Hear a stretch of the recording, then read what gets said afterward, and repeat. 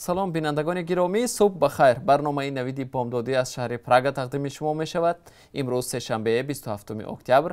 عبدالله اشرف هستم همراهتان و در چند دقیقه بعدی خبرهای تازه تاجیکستان و جهان را برایتان تقدیم می کنم. فرودگاه شهر دوشنبه در مورد مرگ شرفگن خواجه قلوف کارمند بخش بخطری اظهارات داد. مأموریت فرودگاه در اظهارات خویش ادعا کرد که معاش خواجه قلوف را تاکنون پرداخت کرده بودند. نزدیکان خواجه قلوف قبلا گفته بودند که او بنابر 9 ماه پرداخت نشدن معاشش قصد به جان خود کرده است. پایگاه خبری اخبارکام در تکیه به یک اظهارات مأموریت فرودگاه بین‌المللی شهر دوشنبه شب 26 اکتبر نوشت در رابطه با قضیه شرفگن خواجه قلوف کارمند بخش بخطری به سهم کارمندان وسایط اخباری عامه میرسانیم که معاش موصوف تا امروز پورا پرداخت شده بود. در بیانیه فرودگاه گفته می شود که در این باره حجت‌های تصدیق کننده دسترس می باشد. همچنین در این بیانیه آمده است که کل کارمندان فرودگاه بین‌المللی دوشنبه از مرگ فاجعه باری شرفگن خواجه قلوف سخت اندوهگین بوده به نزدیکان و پیوندان ایشان اظهار تسلیت و همدردی می کنند و برایشان صبر جمیل خواهانند. در فرودگاه همچنان گفتند که سبب‌های دست به خودکشی زدن شرفگن خواجه قلوف با آنها معلوم نیست و در رابطه با این قضیه دادستانی نقلیات تاجیکستان سنجش آغاز کرده تمام عامل‌ها بررسی خواهند شد. شرفگن خواجه قلوف کارمند 38 ساله بخش بخطری فرودگاه دوشنبه روز 26 اکتبر بعد نصف روزی خود را در جای خود را پراند. تفصیلات این قضیه در گزارش همکارم مولا رجب یوسفی از شهر دوشنبه. شرفگن خواجه قلوف کارمند فرودگاه بین‌المللی دوشنبه خودکشی کرده است. نزدیکانش گفتند او بعد از نصف روز 26 اکتبر با نشان اعتراض به ماها نگرفتن معاش خود را با تپانچه خدمتی پرانده است. ایروی میگه که نه ما اولی زنگ سمو با هم خاطر کل اینجا اسمس کرده که سی دادارش کی مرا مثال بیایم مردم ایرپورت بریم نمیدونم برای چی کی اسمس کرده است نمی ساعت 1 ده. مقامات گفتند دادستانی به تحقیق حادثه شروع کرده است. شرفگن خواجه قلوف به گفته نزدیکانش در منزل اجاره میزیست و از پول آن نیز قرضدار بود. او 3 فرزند داشته است. نه که با پول همین چیز قرض بوده اجاره میشیست. شرفگن خواجه قلوف در بخش بخطری فرودگاه کار میکرد. یادگار فیضوف رئیس ولایت مختار کوهستان بدخشان تاجیکستان فعالیت خواجگی‌های دهقانی اویلوی را در این منطقه نااستوار خوانده خواستار اصلاحات در ساحه کشاورزی از جمله تشکیل کالخانه‌ها شد. در یک گزارش حکومت ولایت بدخشان که در سامانه رسمی ولایت نشر شده است آمده است فعالیت حدود 16000 خواجگی‌های دهقانی که وجود دارند نااستوار است و گذراندن اصلاحات ساحه کشاورزی و تجدید خواجگی‌ها تشکیل کوآپراتیوهای استحصالی و کالخانه‌ها ضرور شمرده شده است. در گزارش حکومت بدخشان گفته می شود با وجود آنکه که بخشی از ساحه‌های کشاورزی امسال رشد کردند اما چارواداری نظر به سال گذشته کاهش یافته است. پرورش زنبور عسل هم کاهش یافته. در 9 ماه سال 2020 نظر به سال گذشته 51 تن کمتر عسل حاصل شده است. دعوت برای اصلاحات در بخش کشاورزی در ولایت بدخشان در حال است که طی هفته اخیر نرخ محصولات کشاورزی مواد نیاز اول در تاجیکستان تدریجاً بالا می رود. در یک ماه اخیر نرخ شکر و روغن آفتاب پرست دو مواد نیاز اول مردم 30% بالا رفت. در پس منظر بالاروی نرخ مواد خوراکواری همکارمان افسانه اکابرشوی و خبرنگار رادیو آزادی از راهگذران در شهر دوشنبه پرسید که آیا توانی خریداری کدام محصولات را دارند؟ چند وقت اخیر ساکنان از گران شدن نرخ مواد غذایی در بازارهای کشور شکایت میکنند. در دوره پاندمی که بعضی ها کارشان را از دست دادند نمیتوانند مواد غذایی دلخواهشان را خریداری کنند. میگویند مجبور شدند از سبد استعمالیشان بعضی از محصولات را خط زنند. گوشت نمیخرم تماما از بس که پولم نمیرسد.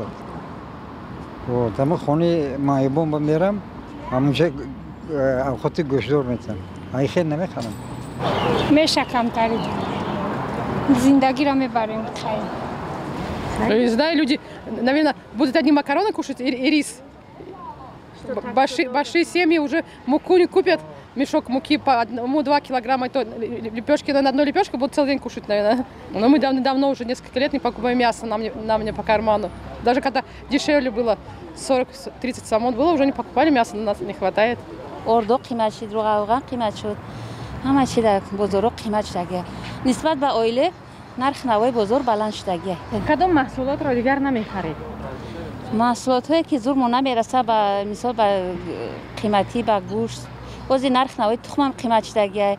28 29 боз 33 шудагия нарх тухмам. ҳамаи ки тухмӣ, гӯшти, ман бисёр мева намехарам. мева қимат. سه 15 сомон 10 сомон هیچی نمی تقسیم دادم قبل دادن 500 دام اوزادن محکم ممکن ماشین ما 3 بار دیگه از موندم به کار یعنی جگوری خوردیم ایقشلاق جگوری ما روی میکنن گندم پنبه ایقشلاق روی میکنن اینجا دیگه گون واریان نیست کار بار هیچی هم درآمد فقط ایقشلاق روی میکنن دیگه هیچی خودتون خرید نمیکنه نه اگه جو پول کنی کار کجا کار میکنه از اونجا کار کردیه افسان کار میکنیم اونجا وایش کردن سودا کسی چی دولی کن اساس کردن باز کردیم کلون خوشم میدونم وضعیت آخر در یک شبانه روز گذشته در تاجیکستان تشخیص‌ها با کرونا ویروس نو گرفتار شدن 43 کسی دیگر را آشکار کردند. با اطلاع وزارت تندرستی تاجیکستان تا شام 26 اکتبر شمار عمومی سرایت یافتگان با کرونا ویروس نو به 10819 نفر رسید. با گفته این نهاد در چند روز اخیر موردهای فوت از کرونا ویروس در تاجیکستان ثبت نشده است. بنابر آمار رسمی 81 نفر بر اثر این بیماری فوتیدند. اما متخصصان به آمار رسمی درباره بیماری کووید 19 در تاجیکستان شبهه دارند و میگویند تعداد گرفتاران و تلفات به مراتب از آن بیشتر است که وزارت تندرستی میگوید. رو می‌رویم به خبرها از خارج کشور. سنات آمریکا نامزدی امی کانی بارت به مقام عضو دادگاه عالی این کشور را تصویب کرد که یک پیروزی سیاسی برای رئیس جمهور دونالد ترامپ به حساب می رود.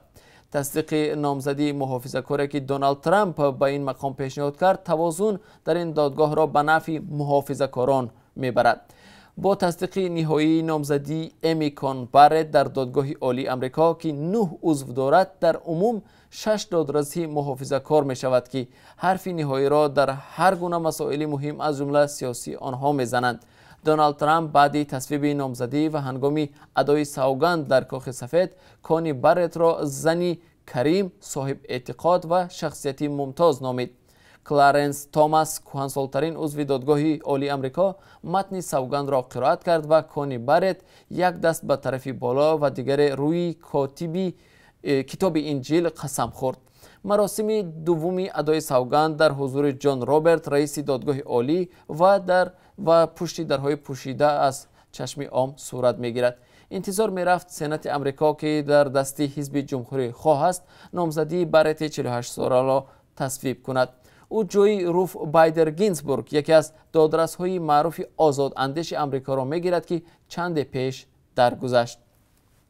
با طرفداری او 52 نفر و بر ضدش 48 نفر رای دادند. حزب دموکرات آمریکا مخالف رایدهی برای قبول عضو نوی دادگاه عالی آمریکا بود، چون به گفته آنها در آستانه انتخابات این انتخاب صورت میگیرد و نامزد نو را باید غالب انتخابات روز 3 نوامبر پیشنهاد میکرد.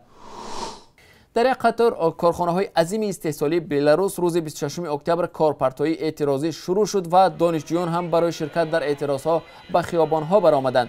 روز دوشنبه اولین روز کارپرت‌های ملی بود که آن را مخالفان اعلان کردند.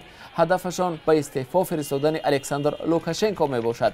تا حال مشخصاً معلوم نیست که آیا کدام کارخانه کارش را کاملا قطع کرده است یا نه، ولی مقامات میگویند که همه کارخانه‌ها از روی نقشه کار را ادامه می‌دهند. از روی اطلاع دسترس در چند کارخانه شهر مینسک و شهرهای دیگر کارگران در دالان‌ها جمع شده با دعوت کارپرت‌های راهپیمایی کردند. بیننده ارجمند، در پایان این نشر نوید بامدادی همچنان نظری داشتیم به قرب ارز خارجی در تاجیکستان. بنابر قربی که امروز بانک ملی معین کرده است، یک دلار آمریکایی 10 سومانی و 33 درم، یک یورو 12 سومانی و 22 درم و 1000 روبل روسی 134 سومانی ارزش دارد. اینجا برنامه نوید بامدادی را به انجام می‌رسانیم. برنامه‌های نو و جالبی ما با تازه‌ترین خبرهای تاجیکستان و جهان دوام روز تقدیم شما می‌شود. ما را همراهی کنید.